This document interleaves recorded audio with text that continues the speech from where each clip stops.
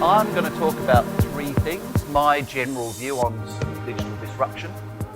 Secondly, what I think that means from a sort of leadership point of view, and when I say leadership, that means sort of everyone really. And then a few quick thoughts on quality perspectives from an absolute non-quality expert. So I guess you'd say from that point of view, it's a bit more of me as a consumer and business person who's done a tiny little bit of research into quality in preparing for this. So, I'd like to start by casting your minds back to 1455, if you would. Okay, we're all in that space. This thing happened. Now, in just doing my final prep yesterday, I looked at a little video clip on this. This is, in fact, of course, I'm sure most of you will know, the Gutenberg Bible. So the first document printed with moving parts, because you could sort of hammer them on, in the West, because the Chinese, of course, were already many centuries ahead. But in the West, this document was produced. And there were a couple of academics there saying that they think that this is the most disruptive technological event of all time. Because prior to this, if you wanted to read Homer's Iliad, you probably actually had to travel somewhere to go and read it in a library or a cathedral or whatever. So, momentous event. So there we are. We went from about 30,000 books to somewhere north of 10 million within 15 years, which is, I guess, what you'd expect. It means Gutenberg had built a pretty robust printing press, which was then replicable, and so there are a lot more books available, which is a great thing. What people probably didn't anticipate out of that was a whole bunch of other things. So it meant that fewer books were written in Latin. So remember that when we were in 1455, unless you were a scholar or a priest, you didn't really have access to these books. You know, power resting in knowledge was very tightly concentrated in a few males who spoke Latin and code and stuff and could control the world. So all of these things then started to happen. So instantly when I look at this, a couple of things I notice. You look right in the middle there, standardization of spelling and development of formal grammar, quality. So all of a sudden we have some quality standards being introduced around books. But possibly more importantly, well certainly more importantly at the time, the whole notion of this democratization of knowledge, the spread of knowledge, and in particular, of course, this bottom one, wider access of knowledge for women and the poor. So two things, quality aspects of what was going on here, but also massive cultural and social change that started to be engendered out of all of this stuff, and we roll forward 500 and 600 years and you can sort of get a sense of that. So let's look at a few other examples of disruptive technology. The wheel, going way back, electricity, fixed telephony, internal combustion engine, radio, TV, and then colour TV, mobiles, digital photography, and arguably, I mean, I can sort of get the point about Gutenberg's Bible, but actually, and the printing press, but I actually think the internet is probably the most disruptive technology in human history. But I'm happy to debate that over coffee or whatever. So, pursuing my theme of unintended, perhaps unanticipated is a better way of using that word, because unintended tends to suggest negativity.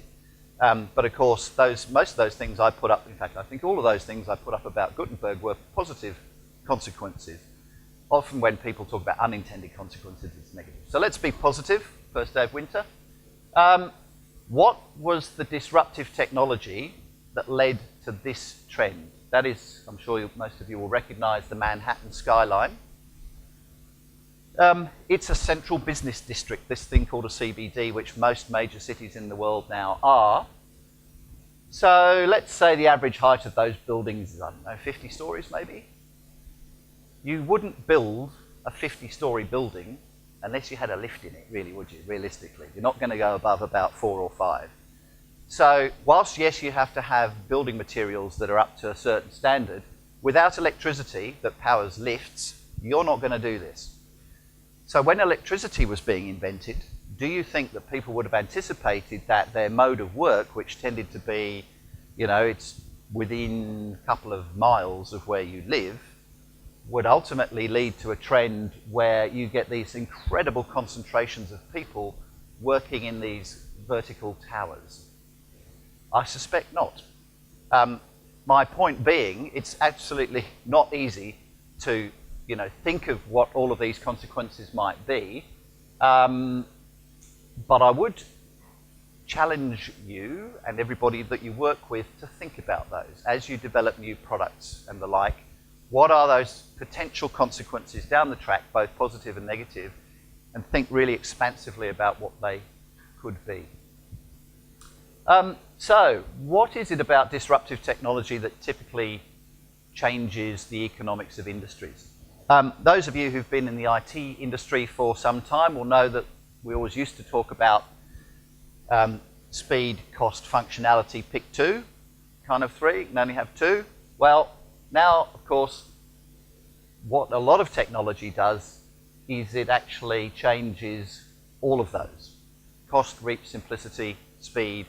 So if you think about, here's a few examples of industries that have been disrupted that are very obvious. So from the top left, photography, recorded music, publishing, travel, retail.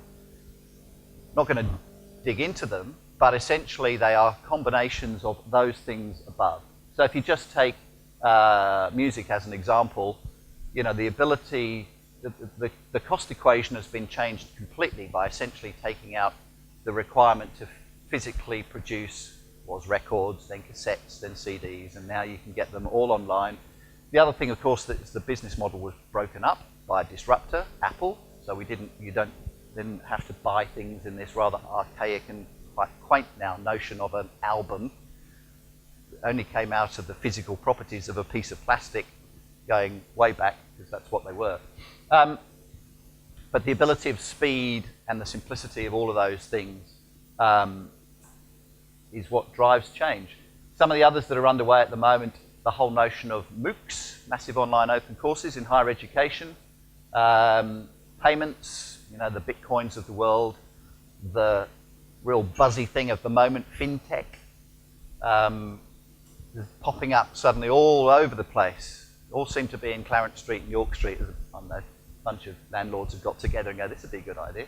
And healthcare, which is a really important one in my view. I think if you think about changed industry economics, I look at this from two directions. One is for each of us as consumers, because ultimately any B2B business ends up in a consumer somewhere. As a consumer, the ability to have more control over your health records, knowledge about your health, being able to make informed decisions about your kids somewhere other than just Dr. Google, which can be a little risky on occasion, is a good thing and a trend that we'll see more of. But if you think of it from the economy-wide point of view, the current construct, which is really capital heavy, of doctors and hospitals and surgeries, and labour intensive, doctors, nurses, and people having to physically go to places around typically a relatively narrow range of things that drives the health system. We have to shift the centre of gravity of health away from that model to a self-led, out-of-the-home wellness view of the world using wearables and a whole bunch of other things. So, when I think of technology from that point of view, I know technology can be very scary to lots of people and quite threatening, but when you think of it in the positive connotation of what it can do for both the economy and individuals in lockstep, as I absolutely believe it will do for health, then it's a really positive and exciting thing. So here's an example of one industry that is going through, it's interesting actually. There's a bunch of hotels. You know absolutely what I'm going to overlay over this, I'm sure. So that's a bunch of hotel brands who compete against each other. Well, arguably Four Seasons and Travelodge don't compete directly, but you get the general point. And then along comes this thing called Airbnb, and this is slightly dated. The numbers are through the roof here. So they've now 35 million plus rooms have been rented. So of course you now hear the world's biggest accommodation company doesn't own a physical building. Uber, the world's biggest taxi firm, doesn't own a car. So the whole notion of the sharing economy or collaborative economy, call it what you will, I think from an economic point of view, is a really sensible one. You know, there's all these assets that just sit redundant, the number of cars that barely move, spare rooms, etc. From a macroeconomic point of view, really sensible thing. It's been enabled by technology. Of course, all of this stuff we're talking about underpinned by software, the stuff that I assume most of you guys work with every day, being able to change the dynamics around those things: cost, reach, simplicity, speed. The reason I checkpointed that is because I've heard a lot of people starting to say that actually Airbnb isn't really disrupting the four seasons of the world. It's actually expanding the market, if anything. They haven't really made that much inroad into the business market. So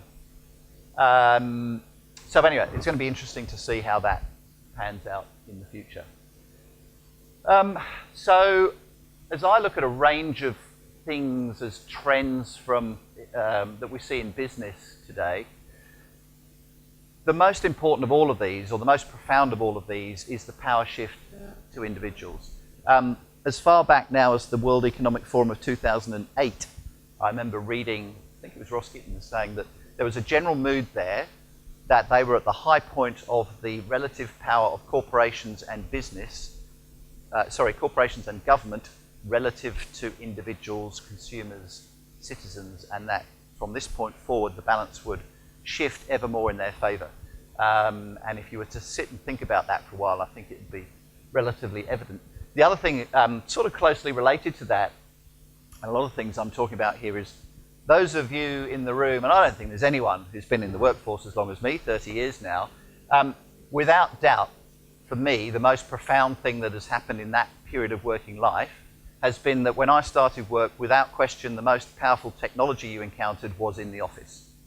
Nowadays, you look at your millennial coming into the office and being told, there's your laptop or your phone, and they go, you're kidding, aren't you, right? You're seriously expecting me to work with that. Hence you get BYOD and all of those sorts of things, which creates, of course, a whole level of complexity from a quality point of view. But it's very consistent with that view of the world. I'm not going to run through all of these, but I'm sure you can sort of recognize a lot of them. The reason I put geography is less and more relevant.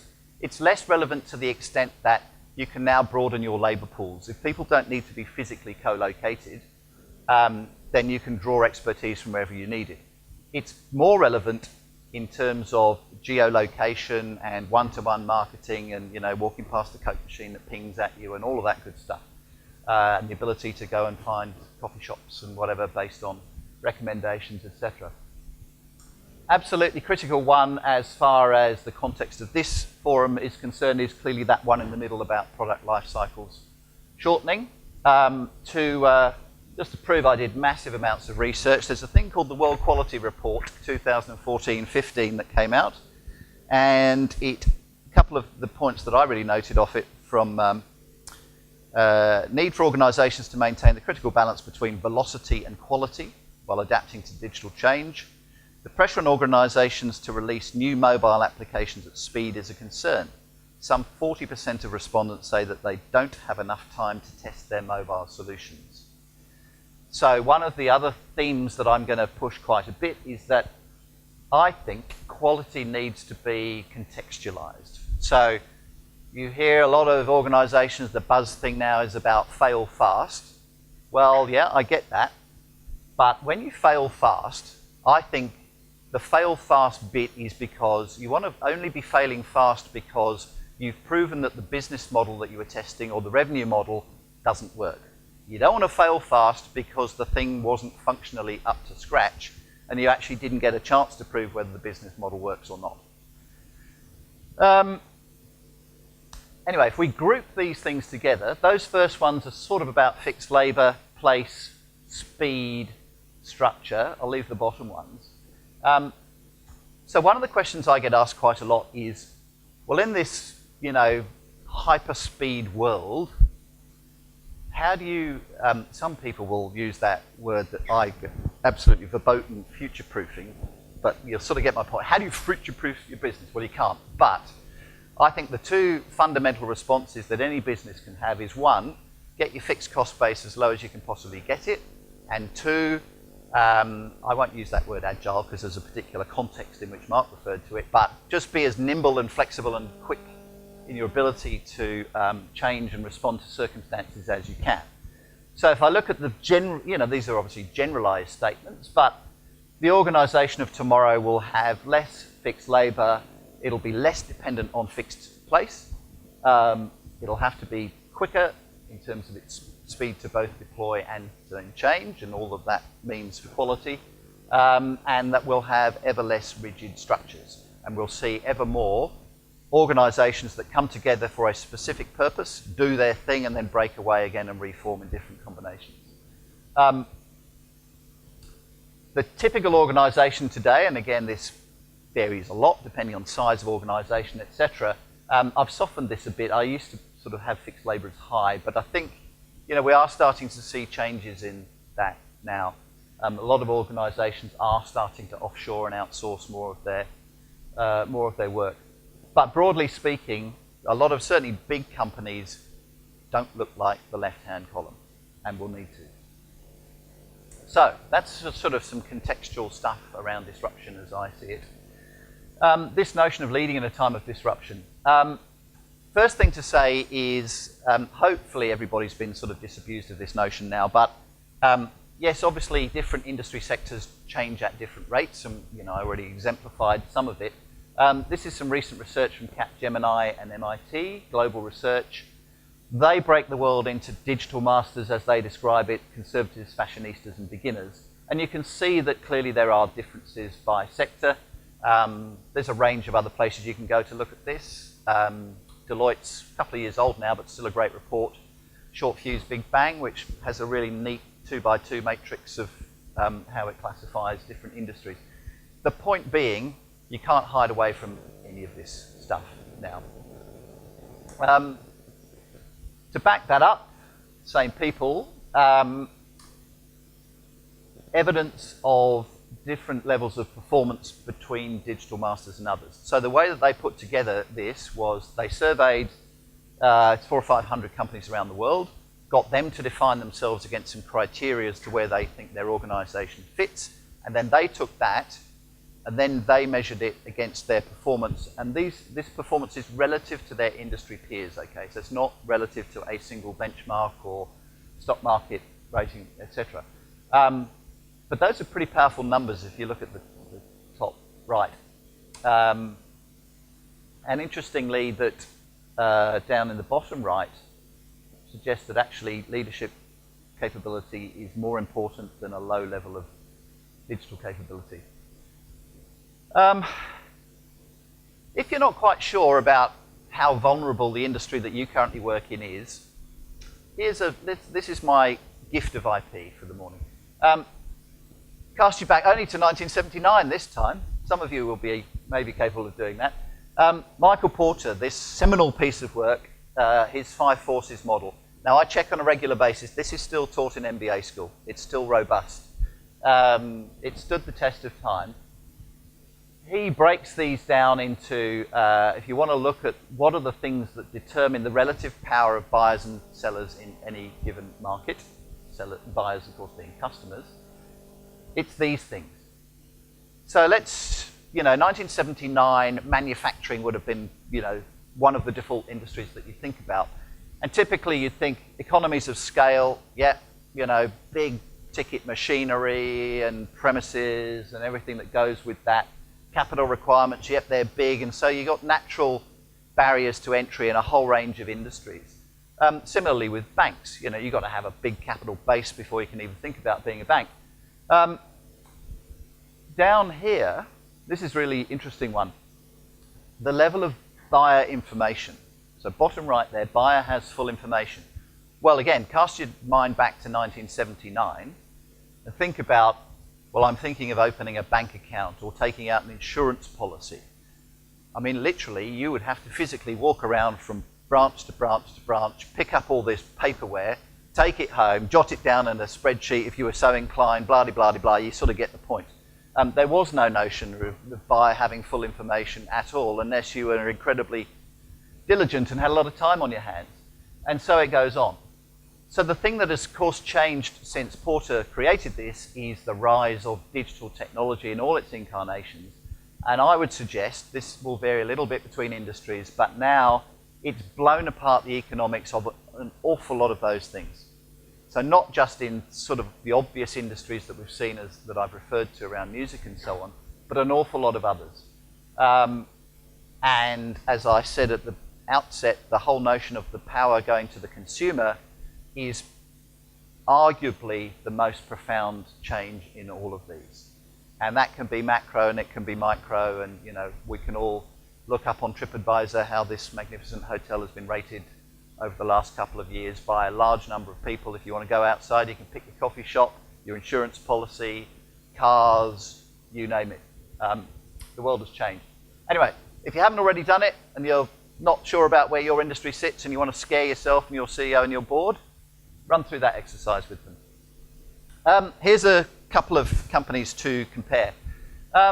Williams-Lee was a classic old-style family business in the UK, founded in 1820. They were a printing company. See my theme? I don't know whether they have Gutenberg type things, but they had an awful lot of very expensive, typically German presses, banging out lots of brochures and magazines and whatever else. Doing very well. In 1997, so just cast your mind back to 1997, where mobiles were still not that pervasive around the place. Email was sort of creeping in, but you know, it was a different world. They took the very profound decision. You can imagine this as a private family company. You've been incredibly successful for 170 years. They decided to sell all of their printing presses and redefine themselves as a content distribution company. And from this point forward, they would get other people to do the printing, and they would take any piece of content or message that you wanted to get from your business to a customer and deliver it. Incredibly far-sighted. The comparator company here dates from 1888, not quite as old, but pretty old. They were a listed company. They somewhat ironically hit their peak on Valentine's Day of 1997. You can see what happened after that. They frittered away to nothing, and some of you, I'm sure, will have already guessed that it's Kodak. Now, the point about Kodak is, and I wish I had another example for old people at Kodak, but I suspect most of you know that Kodak actually invented digital photography. So it's not that they were deniers. In fact, when digital photography came along, they went, yeah, booyah! People will take many more photographs than they ever did. What they didn't recognize was that the proportion that they would actually print would go down to close to zero. Their business model was about photo processing. So they had all these little booths and kiosks and shops with all this invested capital. They did not want to think the unthinkable, because it was their business model, that people might actually stop printing. And that was the demise of Kodak. So the point of all of that is you have to take a holistic view of the world. This is my only self-serving slide. So this is the way that we look at digital business. And don't try and absorb it all, because it's a bit busy, I recognize, but you know, take it home and you can't get to sleep at night. But the point being, it's everything. So I talk to lots of people, particularly people who work for digital agencies who do websites and mobile apps and all that funky stuff, who sit in this sort of bit called what I call interface technology, which sort of plays a bit to what you were talking about, Mark, of the difference between legacy and so on. So one of the things we deliberately do is we pull apart enabling technology and interface technology. Now, that's not to say they can't come from the same place, but you know, there's sort of different characteristics. But when a lot of people talk about digital strategy, they talk about customers there, yep, interface technology, website, omni-channel, all that stuff, bit of marketing, bit of channel, bit of communication and messaging, and it's sort of a thing around there. My view on digital technology and all of this stuff that we're talking about here is all of that stuff on the left-hand side is just as important as the stuff on the right-hand side. So there's I call it maintenance, but you can call it hygiene if you like, around security, compliance, governance, risk, all that, you know, rather dry, but absolutely necessary stuff. The whole thing around digital culture and vision, and business model. You know, that was the point about Kodak. It was the business model. It wasn't that they were deniers, but they didn't want to change the business model, or certainly not quickly enough. And you can think of many other examples. It's conference season. I was at another one last week, which was much more, let me tell you, quality than quantity. No, sorry, actually that's not fair. The quality was very good. Anyway, he showed a little video clip of Steve Ballmer being interviewed in 2007 when the iPhone had just been released. So, Steve, what do you think of the iPhone? And he started laughing. Well, you're kidding me, right? $600 for this, and it hasn't even got a keyboard? This is, of course, when BlackBerry ruled the world. Couldn't conceive of any way this thing was going to compete in the business market, and the rest is history. Why did I say that? I'm not sure. Anyway, let's move on from that. Harvey Nash is a global technology recruitment company. They do a global survey of CIOs every year. These are some major themes that came out of it. So the green and the red, they asked the CIOs to do a couple of things. One is rate their overall business in terms of its digital capability. Are you sort of a leader or a laggard? Similar to that Capgemini thing. And secondly, how good are you at these particular attributes? So the green thing is obviously the leading companies tend to do this stuff, and the laggardly ones don't. You can see the delta. So I'm not going to read through all of those. If you're a CIO, of course, some of these things are not actually in your control. You can't determine whether the CEO is a growth person or a savings person. But some of the other things you can. My view would be that the most important things here are those two.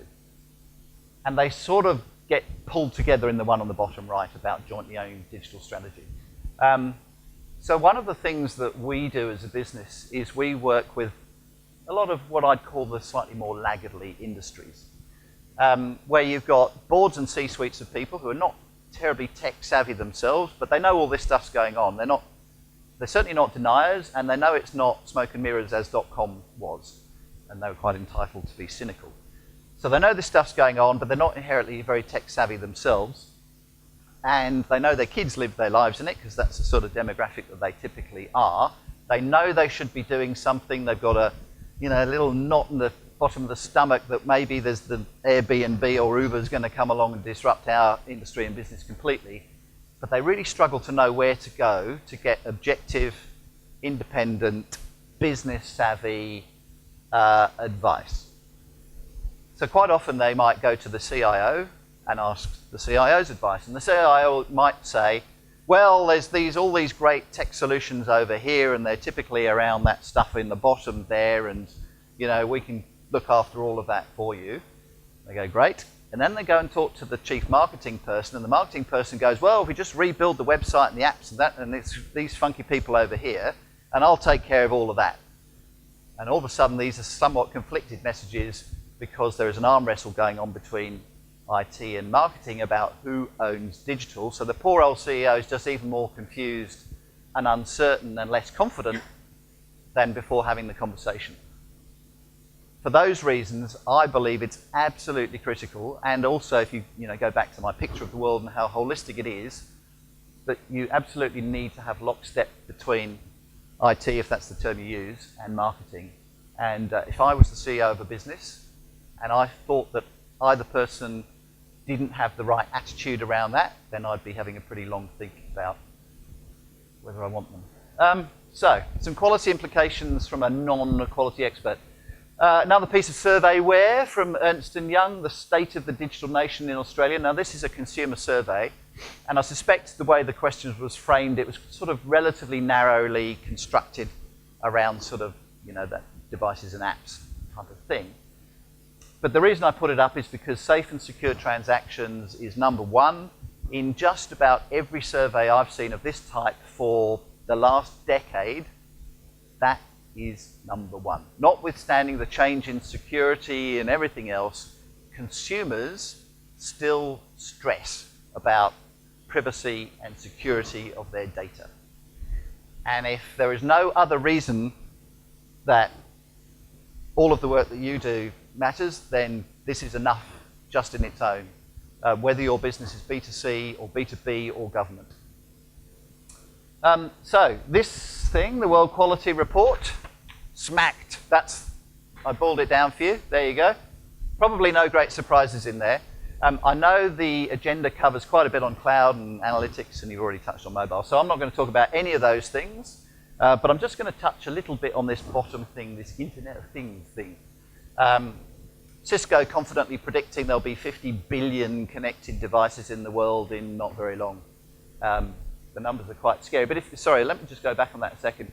If anyone asks you about the Internet of Things, the simple answer, the one that I really like to give them as an example, I think most people can get their heads around, is think about the next time you go to check in for a flight. So whether you check in on your mobile or at the desk or at the little kiosk-y thing when you get into the airport, the moment you do that, there's about 50 different streams of data and information that go off to different places for different messages, and they'll vary a little bit depending on whether you're a frequent flyer, etc. But it's not just, well, Malcolm's here, he's ready to get on the plane, but it's also, has he got any baggage, and do we need to update his frequent flyer thing? Has he paid? Da-di-da-di. A whole bunch of things go off to all sorts of places in ways that most people wouldn't even conceive of the stuff, the flurry of activity that they now activate, where no human being will ever be involved unless something has gone profoundly wrong. Drones. There's some great examples here of what drones are doing and will do for us in the future. Which is great. And you can see lots of fantastic applications of drones to get to remote places or really dangerous situations where it's not really safe for a human to go. But at some point, sadly, a drone will drop out of the sky and it will fall on somebody's head and it will kill them. Anyone disagree? Now, obviously, nobody would ever want to be in the position where they work for a company where that has happened. They certainly wouldn't want to be in a company where that's happened, and the reason it happened was because they cut some corners in getting this thing to market too quickly when it hadn't been properly tested. A few other quick examples, I'm nearly done. I'm going to work backwards on a timeline here, and look, there's any number of pictures of driverless cars, and that's probably about the worst one I could have got. That looks like the old monorail, and they've chopped off the ends and glued them back together. But the point being that that's actually a totally driverless vehicle. But from a work context, you'll be able to sit in there and work. So one of the conferences I was at the other day, the editor of Wired magazine from the UK was one of the speakers, and he said he'd been with BMW. They reckoned it would be 6 years until they had driverless cars actually in the market. 6 years, that's not long. So if you work back from there and think about all the software that's got to work and all the testing that's got to happen, there's serious work going on in that space now. Because the thing about driverless vehicles is, well, first of all, the vehicle itself has got to have all these sensors to, calibrate itself against every other fixed object, every other moving object around it. It's also got to increasingly relate to the network. So one of the things that has always struck me about road transport is if you think about any complex network, electricity, telephony, etc., there is generally a direct relationship between the bit and the network all the time. Road transport currently doesn't have that. We have these sporadic interactions where they grab some money off you on a toll road, but otherwise they don't really have that. It's quite actually unsophisticated from that point of view. So in my view, driverless vehicles will not just be about driverless vehicles, but it will be about a much smarter network and getting much greater efficiency into our network. One of my pet topics is, you take a snapshot of the Harbour Bridge in peak hour, unless the traffic is actually stopped, there's probably only about 20% of the tarmac is actually covered. So if you think of that in the context of any other network, at peak capacity it's going at 20% utilization throughput. That's not very efficient. So there's a whole bunch of this stuff which will have massive implications for the software and the quality and everything that goes around it. Coming back a bit, the smart and connected home. I always worry, have any of you got a house where the front door is electronic? I worry for people who've got these totally electronic houses when there's a power cut and you can't actually physically open the front door. Anyway, there's a whole bunch of things that you can do here. And you can see some fantastic stuff. And I think, you know, one of the other interactions between bits and network will be on those days when we get to, probably more in Melbourne and Adelaide than Sydney, but occasionally happens in Sydney, where it's, you know, 42 degrees, 43 degrees for several days in a row, and the electricity network is an absolute meltdown. They desperately want people to pull back their air conditioning to 2 or 3 rooms at 22 degrees, which will still feel really cold, rather than the whole house at 19, which is what a lot of people do, and pay for that and share the benefit, etc. But that's just one part of all of this. So I look at that and you go, yeah, you know, I can see some great stuff going on there. But when you think about, well, how many different service providers are involved in that equation? Is that all coming through one service provider? I doubt it. What's the interrelation between all of those, and what are the protocols that work between all of them? And when something goes wrong at 2 o'clock in the middle of the night, who do I know to be pointing the finger at, and et cetera, et cetera? It's a very complex world, and that's before you get into, you know, so how many now points of susceptibility do I now have coming into my home to hack data and blah-de-blah-de-blah and whatever else? This final picture is about wearable technology. I did a presentation on something 2.5 years ago when you know, if you saw somebody with a jawbone, it's when Rupert Murdoch's saying a jawbone, and think, oh, he's got a jawbone. And it's amazing how quickly that whole notion of wearable technology has come on in a short space of time. So what this is demonstrating here is you can get some young kids wearing some wearable technology, and it will do a whole bunch of things for you. It'll tell you how much exercise they've had, and it will tell you, you know, what the temperature was, and you know, not so much blood pressure, but heart rate, a whole bunch of things. And it can track that, and it can create a personalized health program for you, which is a great thing. But when parents go, yeah, but this sort of Internet of Things means that now my kid is essentially connected to the internet, which means somebody with bad intentions can not only find them on Facebook or Instagram or Snapchat or whatever their thing might be, but on a real-time basis can actually identify them somewhere and what they're doing. That's a whole world of risk. And, you know, these are pretty unpleasant potential paths you can walk yourself down, but they want to know that somebody somewhere who sits behind that technology has made this thing as absolutely robust and secure and safe for their kid as they possibly can. And I think wearable technology, there'll be some great benefits from it, but it's absolutely incumbent on your industry to make sure that that sort of stuff is top quality, and those sorts of trade-offs between speed to market, etc., and quality aren't lost. So, do you agree with this prediction, analytics? 10 years from now, when we look back at how this era of big data has evolved, we'll be stunned at how uninformed we used to be when we made decisions.